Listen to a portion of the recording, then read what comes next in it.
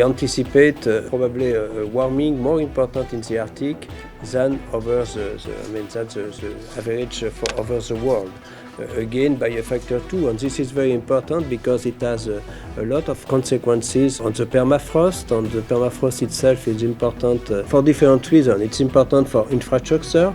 As you know, you have a lot of infrastructure, including oil industry, gas industry. If the permafrost start to melt, it's really, it's very difficult for cities.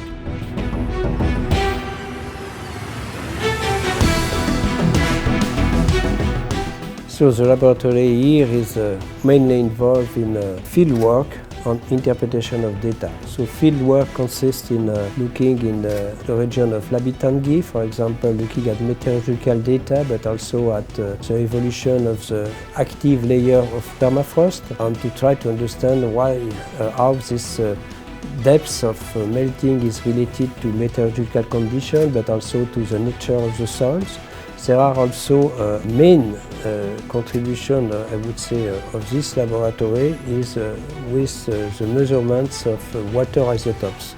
To sum up, in measuring isotopes, you get additional information about the water cycle and about the carbon cycle. And this is very important because water cycle is completely governed by climate conditions. On the carbon cycle, it's also important because the increase in, for example, carbon dioxide and methane are part of the climate forcings.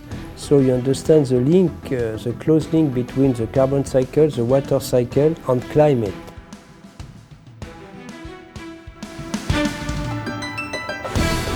And we are in a period where climate is warming, is changing, and it's very important to follow the change, to characterize this change, which is not the same in the Arctic region. It's more rapid than over the world in average value.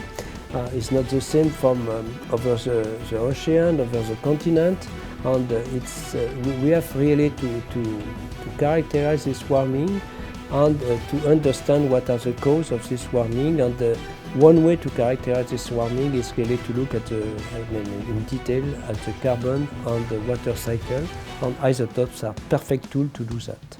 When you look at the global scale, it's very important to be able to, I would say, predict the evolution of permafrost. What will be the amount of carbon dioxide and methane which will be produced by permafrost melting over the coming years. So there is a lot of interest for Russian Arctic all around the world. There are other countries, there are scientists also in US, in Germany, who are interested in permafrost, even if in France there is no permafrost. It's very interesting because when you are interested to global climate, you have to take this piece and to understand it. You have to understand really what is the evolution of climate and consequences in large regions like Siberia. So it's also interesting, not only for you, but it's interesting for global climate evolution.